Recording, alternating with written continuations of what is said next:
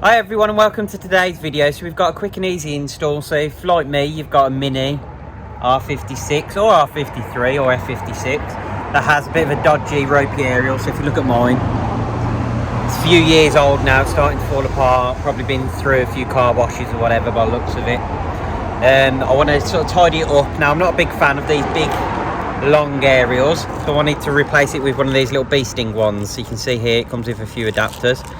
So I brought this on eBay from SMMPS and I'll put the link in the description below.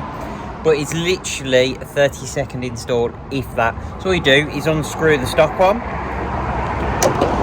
That comes straight off. Then all we do is open this little baggie up. And we've got the aerial. You can see it's a really stumpy little bee sting aerial, they call them. Now in this packet you'll get a second bit. If I turn the camera around so you can see better. Okay, so in the packet you can see you get 3 little adapters, and from what I understand it's the middle one that you need for the R56. Screw that in, just like that, all the way down.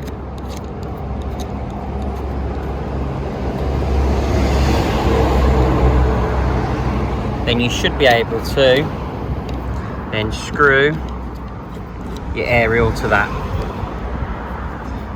Then you can dispose of these two. Those are no longer required. And as far as I know, this shouldn't have any impact on your radio signal, etc. But it's a nice, super easy mod to do. It has literally taken us not even 30 seconds. So if you found that video useful, please hit that like button and subscribe for future content. Thanks for watching, and I'll see you in the next video.